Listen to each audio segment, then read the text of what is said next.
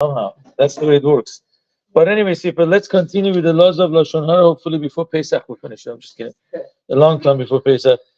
Anyways, if you remember, guys, we said that the Chafetz Chaim explains that if somebody speaks Lashon Hara all his life, he's going to transgress 31 sins, probably 17 negative and 14 positive. So we spoke about, first of all, that there's a commandment in the Torah that says, Lo telech rachil, don't go around, giving whatever, tail bearing. Next one, it says, Lo tisat shmashav, do not accept false report, which means you can't even listen to Lashon Hara. The Gemara says, since there's no dots in the Torah, you could read Lo tasi, don't give false report. Another place, guys, please have your attention. He says that you should be careful not to get sarat. And we said it means do not speak Lashon Hara. So you shouldn't get sarat. And the one he says that you can't put stumbling block in front of somebody, right? If I help somebody to do a sin, is I'm putting a stumbling block. So the speaker is encouraging the listener to sin, and the listener, by standing there listening to him, is encouraging the speaker. And then the last thing that we spoke was the fact that it says, do not forget God. And the Gemara says that means you shouldn't become arrogant. An arrogant person forgets God. According to some people, that's a negative commandment. Don't get arrogant. If somebody speaks Lashon Hara, obviously feels he's better than the other guy. Otherwise, what are you saying bad about him? So I feel I'm better than you. I have the concept of arrogance. That's another sin that we do. Now, what we're going to talk about is Lo techallelu Hashem kachi. The Torah says you can't cause chilul Hashem. You can't desecrate God's name. Now, actually, let's go through this. This has 3 levels. The first level that everybody is very familiar with, the Rambam brings it from the Gemara. Imagine that there's a time of, God forbid, Shmad, the time that I want to force Jews to convert. Right? And the government comes and it says, you know what, do this sin because we don't want you to be Jewish. So if it's a time of conversion, they want to convert the Jews to other religions, we have a commandment to allow ourselves to get killed and actually not do the Avera. That's called Kiddush Hashem. You're sanctifying God's name. If somebody decides to do the Avera, I hope nobody comes to this test at all. So then he's actually causing the desecration of God's name. It could even be regarding other sins if it's done in public. So a person has to actually let himself get killed. That's a typical case of Chilul Hashem. Another case of Chilul Hashem is, the Rambam says, imagine sometimes the guy loves, some non-kosher food, but he doesn't really want to rebel against God. The reason why he's eating that non-kosher food because it tastes so good. And unfortunately, you don't sell it in any kosher restaurants. So the guy can't hold himself back. He goes and does the sin. But he really doesn't intend to rebel. And the mitzvah is not cheap to him. He believes in kosher. But imagine there's a guy that, he has the money. Well, that's another example I give you. Sorry, I forgot to give it. If the families that are really poor, right? They can't afford meat. So a religious person just doesn't buy meat, eat, beans, like Mexicans. I'm just kidding. Right? Papas, what is it called? Beans, whatever. I'm just kidding, please. I'm not racist, by the way. Believe me, I'm nothing against anybody. Only against terrorists. Everybody else is a good human being. But again, if somebody, let's say, for some reason he wants to eat meat, but he can't afford it, so unfortunately he goes and buys non-kosher meat. But it's not that he doesn't believe in the mitzvah of kosher. Let's say you have a rich guy that really he has the money. He could go somewhere and spend, in a restaurant, $150 just for himself. So he's not poor, but kosher means nothing to him. Just doesn't believe in it. Therefore, it says the whole thing is nonsense. That's why it's non-kosher food. So that's called Chilul Hashem. If the mitzvah is so cheap to him, that has no value, basically in the words of our Chazal, he does the Avera b'shat nefesh. Shat nefesh means cold-bloodedly. Not that he's heated up and he can't hold himself back. That's called Chilul Hashem. So the Chafetz Chaim says when it comes to Lashon Hara, it's very, very funny and it's very sad. Imagine I'm saying something bad about you. I'm not picking on you, God forbid. And then Mr. Lior David comes and he says, Rabbi, this is Lashon Hara. I said, that's not Lashon Hara. It's not, I'm saying the truth. So then he proves to me that actually even if you say the truth bad about somebody, even if it's the truth, it's Lashon Hara. Then I come and say, you know what, don't worry about it. This guy is such a bad guy, it's a mitzvah to say Lashon Hara about it. And then I'm going to say he's not religious, he's not even considered to be Jewish. And the Chafetz Chaim calls all these things, these are the ideas of this guy's Yetzer Hara. It's not even the truth. Because somebody's not religious, he's not Jewish. Come on. What's the proof that if somebody's not religious, he's Jewish? Are you allowed to marry his daughter? Yeah. If she's not Jewish, I could marry the daughter, right? You said he's not religious, but he's Jewish. No.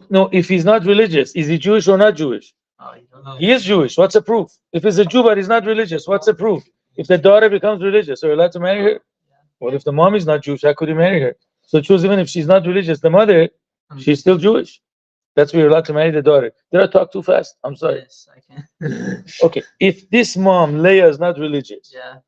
and I'm going to say she's not Jewish because she doesn't keep Torah, she's not Jewish, right? It's not true. Because what happens if Leah's daughter is religious? Am I allowed to marry her? But if the mom is not Jewish, how could she be Jewish? So it proves even if she's not religious, the mother, she's still Jewish. Exactly. You got it. Awesome. Gemara comes. That's it.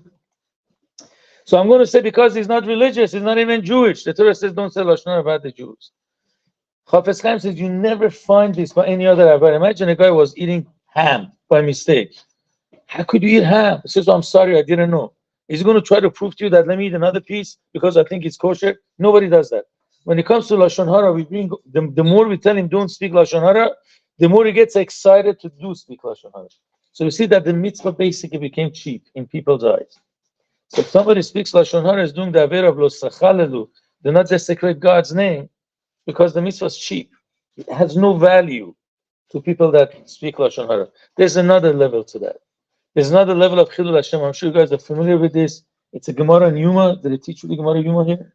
You know, when I was in Yeshiva, they would make us make sure that we learn the last few pages of Gemara Yuma because it talks about Yom Kippur and Tshuva. Very, very beautiful Gemara. It's the last 4 or 5 pages. I would definitely recommend, you know, thank God these days you got the art scroll. They have fantastic translation, fantastic mafarshim. On your own, you could, and it's not a difficult Gemara. It's all about Tshuva and things. You know what I'm saying? You could understand it. So whether the Gemara brings a couple stories. Chilul Hashem, even if somebody is not doing an Aveira, he's doing something which is 100% okay, but the way that people look at him, they take it wrong. That's Chilul Hashem. A couple of examples the Gemara brings. You see, in these days, when you go to a store, you could open up an account, I'll pay you at the end of the month. That's okay, because a lot of people do that. But for example, in one of the cities in Bavel in those days, people didn't buy on credit.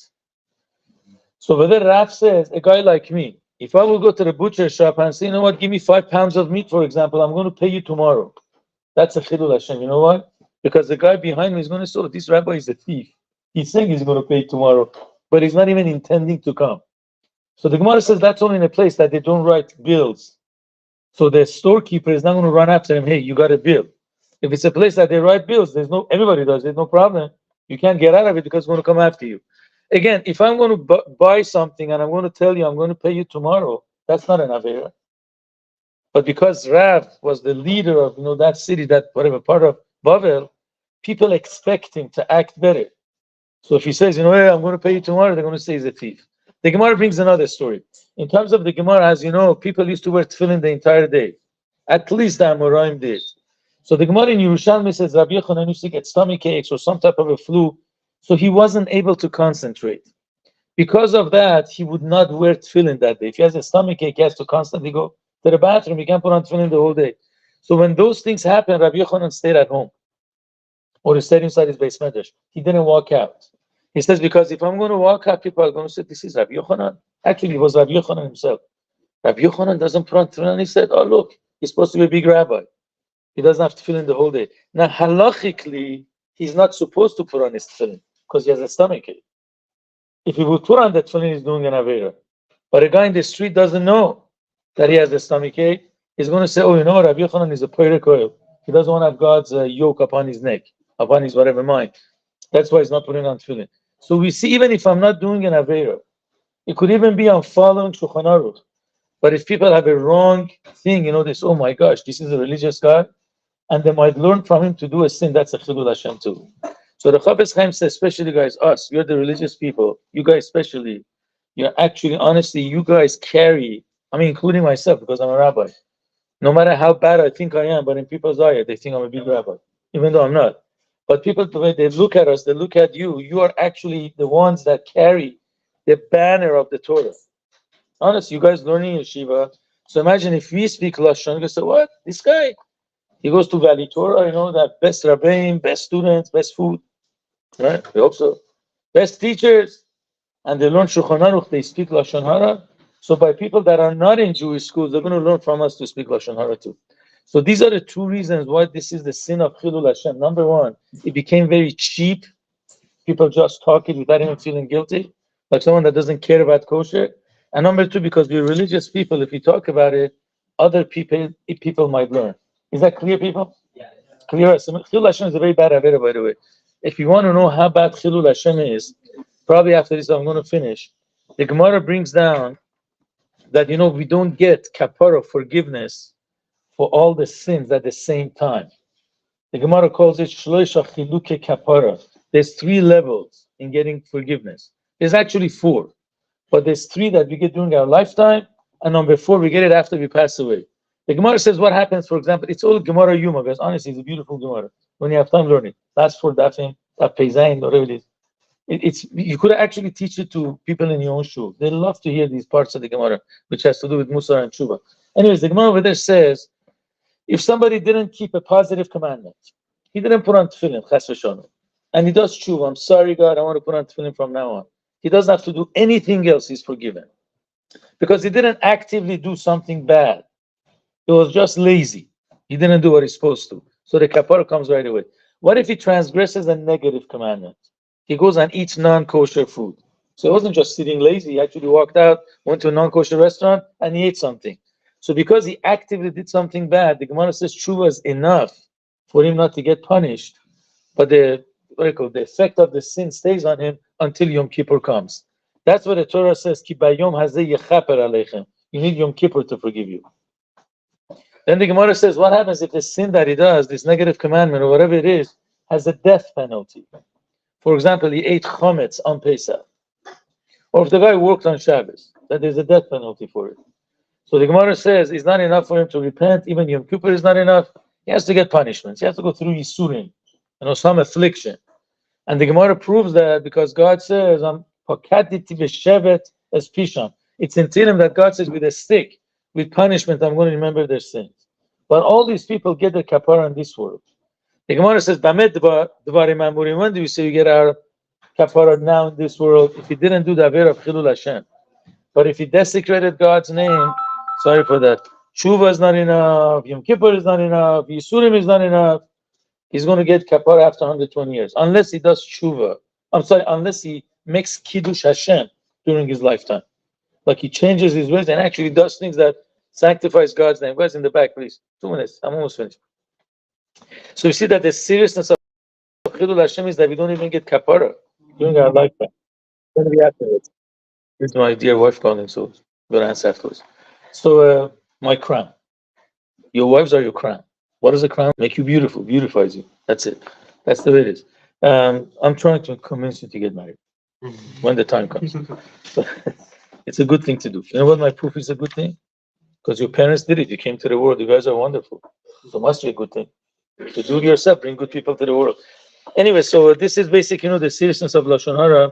I'm going to stop here. Please, guys, be in your seats. I don't want to have some guys get nothing.